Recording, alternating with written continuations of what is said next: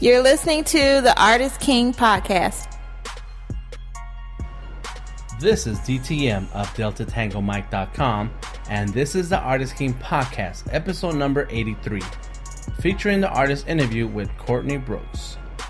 Please take the time to download the Artist King podcast in your favorite platform and listen anytime. We would like to hear your opinions and suggestions, so please direct your comments to dtm@artistking.org. The Artist King podcast is available on iTunes, Spreaker.com, Stitcher Radio, and ArtistKingArchive.com. Courtney Brooks is a talented ATL-based artist living the art life to the fullest. Classes, exhibits, group shows, and private events, you will find her and her art making moves.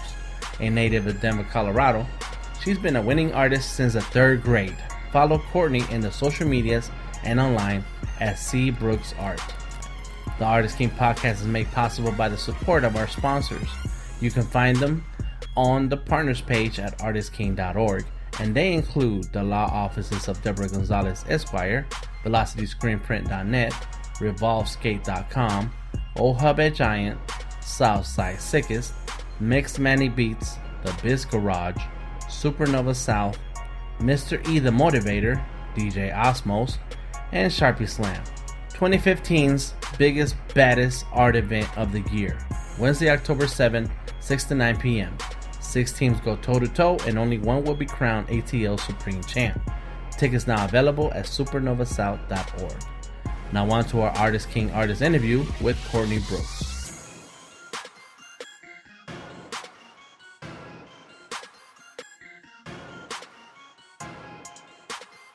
Tell us your name and where you're from. Okay, well, my name is Courtney Brooks. I go by C. Brooks Art, and I'm originally from Denver, Colorado. And I moved here from Houston, and I've been in Atlanta going on 11 years. Wow, what brought you to Atlanta? I came to visit, and I liked it. And I started school in Houston, but the school I went to was focused on law, and I didn't really do my research, and it had no art classes. So I went to community college, Houston Community College, and I took a couple of courses, watercolor classes. And then I came to visit my cousin out here, and I was like, oh, I should live out here. And so I decided to move, and then I finished school out here. I went to AIU, and I went to school for graphic design. Okay. And I just stayed in real life. Do you have other family here in Atlanta? I have a couple of cousins, and that's about it. That's it, really? And Wow. all my family's in Denver. My parents, sister, nieces, and nephews. Then my mom's side of the family is in Houston. So. Yeah, that's cool. Yeah. You go home often? I go home. I try to go home like twice a year. I just left, and I'm headed there in about 2 weeks. I partnered up with one of my childhood friends. They have a basketball camp, and I'm actually gonna do an art camp collaboration with them. So for a weekend, I'm gonna teach art classes Very in Denver. cool. So that's exciting to go home and share my gift. So tell us about growing up. What was your first recollection of art? What was that like? Art. It's so funny. I was telling my friend a couple of stories just as a child, because I remember my first memories are in Houston. I was born in Denver, but I guess my parents moved when I was like a toddler. So my first memories are in Houston, and then we moved back to Denver when I was like 3, going on 4. And I remember like getting in trouble for being artsy. Like I always was a curious kid. I remember like I was like the youngest grandchild, and all the other kids were like old enough to go to school, but I always had to stay home with my grandmother. And I would wander the house, and I remember finding fingernail polish, and I would play with the fingernail polish, and I would just paint. I wouldn't paint my nails. I would paint on like paper and stuff. And I remember getting a spanking for that because I painted on some concert tickets or something. And it was a paint on. But then another time, I remember like taking a pen and just like following the tracing of the bottom of my shoe. I got in trouble for that because my sister told on me that I was writing on my brand new shoes. But like little things like that, like just doodling around. But then when I became like older, like in elementary school, I actually won an award for a watercolor painting that I did in 3rd grade. We went on a field trip, and in Denver, we did it was like a field trip and we were looking at like Victorian style houses. And I actually drew a picture of a Victorian style house in watercolor, and I won an award for it. My mom took it to work And she said that, some of her coworkers wanted to buy it, and she was just like, no, I'm going to keep it. And remember, when you get older, you can become a famous artist. And that's just kind of always, like, stuck in my mind. So, like, throughout, like, middle school, or, elementary, middle school, high school, I've always taken art classes, photography, anything artsy, I've always tried to get my hands on. So at school, at home, it was more just, like, doodling, but actually more projects and stuff at school. So teachers and people that you met growing up, they encouraged your art. Yes. You entered other competitions since that watercolor one? Just through like art class, and we had art shows through art schools and stuff. One of my biggest influence that I had growing up in Denver was going to Juneteenth and the festivals that they had there, and then I always look forward to the Black Arts Festival. So that kept me inspired to do art. So nice. Yeah, and then actually, like my high school senior year, senior year we had to do another watercolor project, which was crazy, and we were actually painting Native Americans, like, faces. But it was like February, and so I told my teacher, I was like, well, it's Black History Month. Do you mind if I paint, an African American? And she actually gave me, permission to do it, and I chose to do, we had to do 2 paintings, one in cool colors, one in watercolor. So I did a cool color in Frederick Douglass, and then I did a warm color, Billie Holiday, and I actually won an award for the Billie Holiday. Nice. Yeah, I actually have it on a t-shirt. Like a year ago, I put it on a t-shirt, so I was like, oh.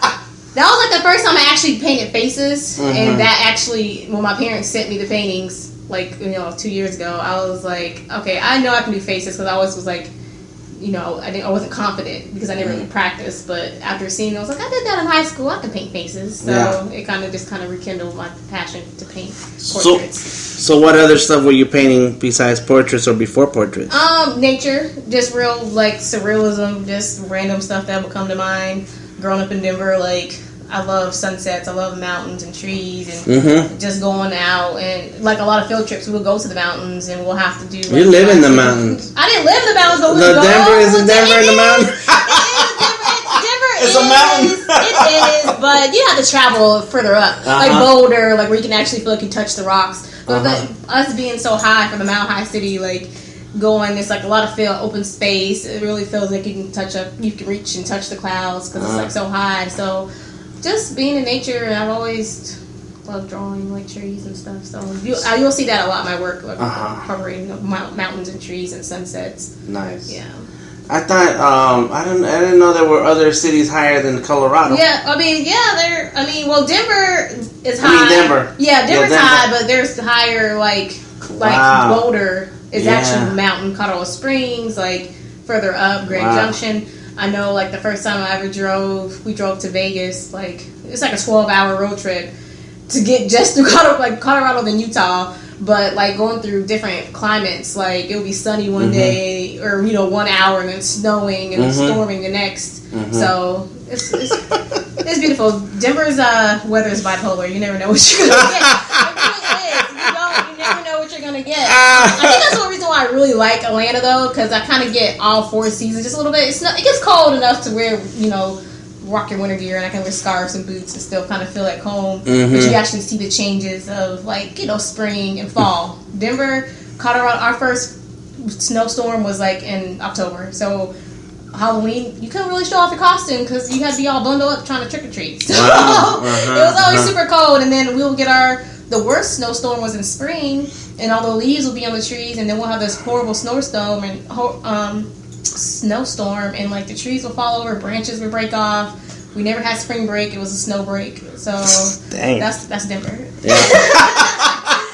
But it's a beautiful city. It's a really clean city. Yeah. A great place to raise a family. Been there one time. The art scene is starting to come up. I went it's called Rhino District, and they have all like the murals, kind of like Cabbage Town, but like it's their art district. And we were walking through, and I was like, I've never been down an alley so clean. Like the trash cans were painted. I didn't see any trash, no litter. It was not. You think you go walking down a scary alley? It was so clean, and all you can do is just look at the art. And I was just like, oh, look at Denver growing. So, that's nice. I haven't really been there as an adult, so I really appreciate the times that I go home. Because I left when I was 18. All I knew, I was like, I'm going to leave Denver. I'm going to go explore. And this is So let's talk about that. You're 18. That means you graduated out of high school. Yeah. Mm-hmm. And you done your research and you wanted to go to an art school after that. Well, my initial thought was, okay, in senior year I did interior design. There was an interior design class, and I was like, oh, well, maybe I should be an interior designer. I really it was still artsy, and I was gonna go to UNLV basically because all my friends went to a lot of people from Colorado go to UNLV or surrounding schools, but I kind of missed the deadline. And so then my second thought was I've always wanted to go to a HBCU. And so my mom's family being in Houston, I was like, oh, I want to go back to Houston. And that's why I went to Texas Southern. Not knowing the research, I just went because it was HBCU. And it was, known for Thurgood Marshall School of Law. Not knowing that. But I got my core classes down. Didn't have any art classes available whatsoever. So couldn't really afford to stay, which was kind of like a blessing in disguise because I wasn't really supposed to go there. And then, like I said, I took some art classes at the Houston Community College. And then when I moved out here, or when I came to visit my cousins for Thanksgiving, I was like, oh, I really like Atlanta. I was like, we should come out here. And I was like, okay, well, maybe. So the following summer, I decided to move out here. What did you like about Atlanta when you came? The trees. I loved all the trees. Houston was cool, but Houston was super hot. And it was either super hot or really cold. And it floods.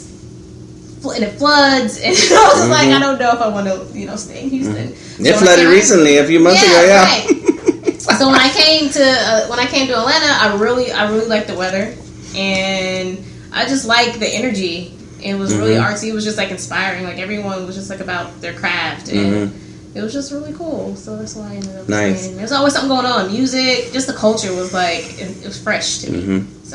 So you decided to move out here. You went to AIU, and what was your focus? What did you want to do with your art? Well. When I went to AIU and I, did the tour of the school, I was like, okay, visual communications, graphic design. I know I can always get a job, advertising, learning the basics. I really liked fonts, and so that's what was my focus. Throughout, I started at the Buckhead campus, but now it's a parking lot. So it got switched over to Dunwoody campus. But I really learned a lot digitally. I had to work to go to school, so a lot of times I couldn't really work under pressure like you would do if you had to write a paper. You can procrastinate. You can't really procrastinate with art, so you have to really take time to do it. So I got discouraged a lot sometimes. I was just like, oh, I have to work. I didn't have the computer. I'll have to go to school and use the lab. And I have to be out by a certain time. So I really couldn't focus how I wanted it to do. But my whole goal was, okay, I'll go to school and get my degree. I'll do freelance graphic design, but my passion is really art. And I chose that path because I felt like, later in life when I decide to get married and become a mother, I wanted to be at home with my kids and I could still do art. And so that was my whole goal. In between, I'll become known as an artist, a visual artist with my painting, and then I can always fall back on graphic design. But it's kind of still works together. So, yeah. I already planning. I already had it planned out, and it's still coming together. I thought I wasn't going to be an art teacher until I became a mom because I was like, I want to be on the same schedule with my kids when they go to school because I want to be a stay-at-home mom. But now that I'm not in the school system, but I work at an art studio and I have personal art classes that I teach for myself. So it just kind of, the journey has the universe came together, and it worked out differently. A lot of throughout school, I worked a lot through school, restaurants, bartending, managing restaurants. So I wanted to maximize my potential with what I learned in the restaurant industry and entertainment and combine it with art. So that's how when I do my art classes at my house, recently I just had an art class at my house for 8 people. It was a team building. And I cooked. I had food ready for them. I had sangria. So I had the entertainment. I prepared the food, the drinks, and then I taught art. And so it was great. So I'm just I love this. So I can combine this. I can make money doing this. So I'm just trying to figure out my next step. How to make it really cool. Because I do a lot of private events. I do mobile and I go to people's houses and paint. I do kids classes. But yeah. Is that your regular gig? Yeah. You're a full-time artist? This August will be my first year being a full-time artist. Really? Yeah, I quit my bartending managing job last year. Wow. And I've been doing art ever since. I don't see you as a bartender. Really? No, it's you look so young and little. Oh, thanks, I appreciate it's it. What is this girl? Who are her parents? Right. I appreciate that. description so I can pass. So. Yeah. Yeah, no one ever believes me. I always when I get